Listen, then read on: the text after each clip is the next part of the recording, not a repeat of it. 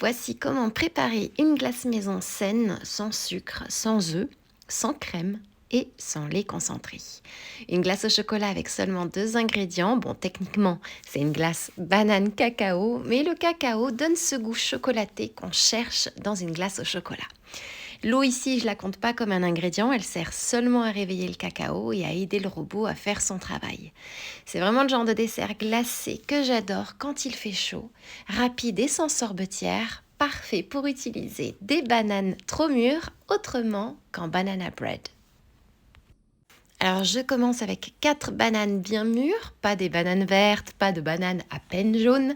Ici on veut des bananes avec une peau déjà bien tachetée, parfois noircie par endroits. À ce stade, la banane est plus sucrée naturellement et c'est elle qui va donner toute la douceur à la glace. Et quand on ne rajoute pas de sucre, eh bien, il faut que le fruit fasse son travail. J'épluche les bananes et je les coupe en rondelles assez fines.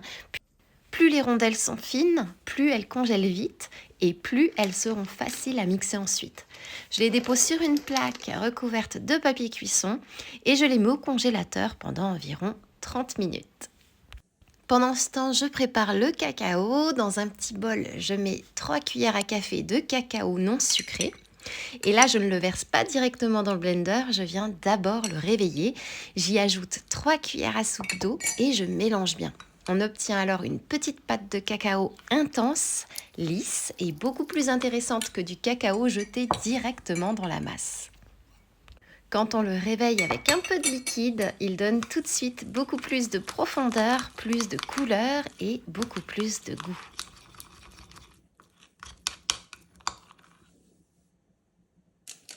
Et maintenant que mes rondelles de banane sont congelées, je les mets directement dans le blender. J'y ajoute une pâte de cacao et je commence à mixer.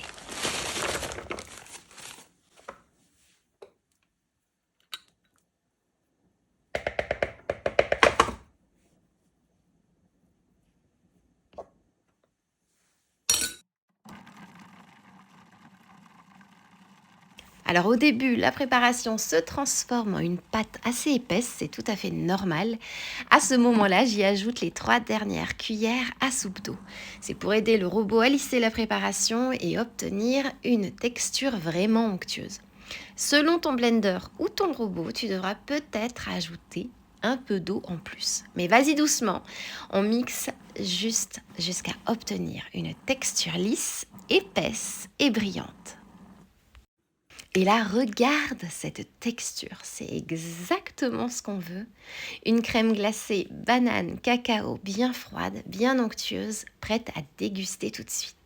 Donc tu peux la servir immédiatement dans un bol comme moi, pour une texture très crémeuse, presque comme une crème glacée minute, ou tu peux la mettre dans une boîte et la placer un peu au congélateur si tu veux une glace plus ferme.